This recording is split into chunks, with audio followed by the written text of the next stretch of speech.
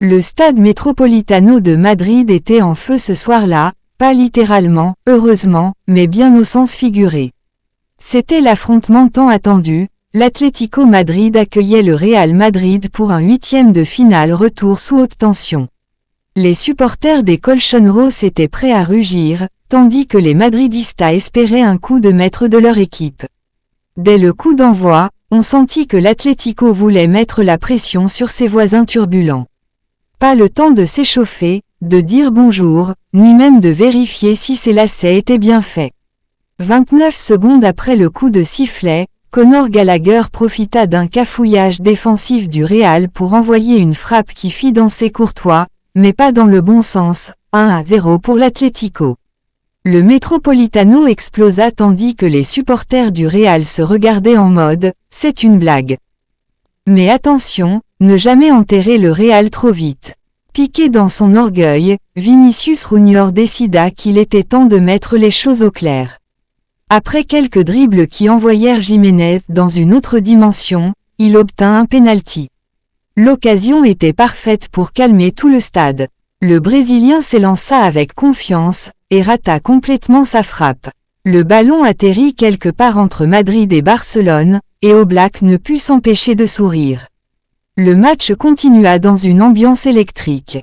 Jude Bellingham, fidèle à lui-même, courait partout comme un enfant hyperactif, cherchant désespérément une brèche dans la défense adverse.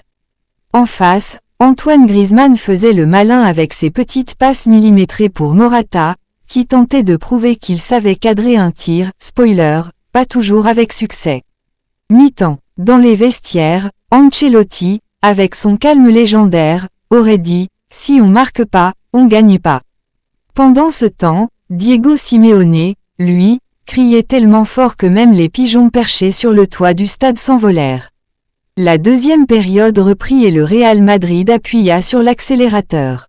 Rodrigo, lui, semblait avoir mangé du piment à la pause, il enchaîna plusieurs frappes, obligeant Oblak à s'illustrer. L'Atlético, fidèle à son style, décida que c'était le moment parfait pour jouer à la muraille de Chine. 85e minute, Kylian Mbappé, qui s'était fait discret, décida d'envoyer une frappe supersonique, qui frôla la lucarne. Le stade entier avait déjà commencé à célébrer avant de réaliser que ce n'était qu'une illusion.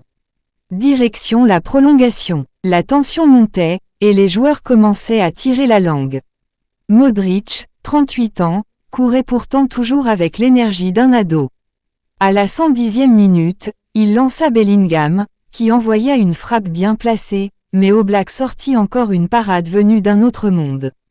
Puis vint le moment fatidique, la séance de tir au but. L'Atlético débuta avec Julián Alvarez. Il s'élança, glissa, et frappa le ballon 2 fois en même temps. Résultat, VAR, annulation du penalty et des rires étouffés dans les tribunes.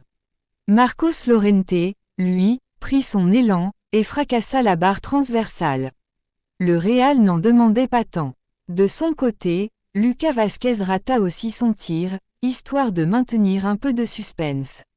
Mais Antonio Rüdiger, sans trembler, plaça la balle au fond et offrit la qualification au Real Madrid. Fin du match, explosion de joie chez les Blancos et cris de frustration côté Atlético. Ce match fut un condensé de folie, de drame et de rires involontaires. Au final, le Real Madrid file en quart de finale et retrouvera Arsenal. Quant à l'Atlético, il pourra se consoler en se disant qu'il a offert l'un des moments les plus drôles de cette Ligue des Champions.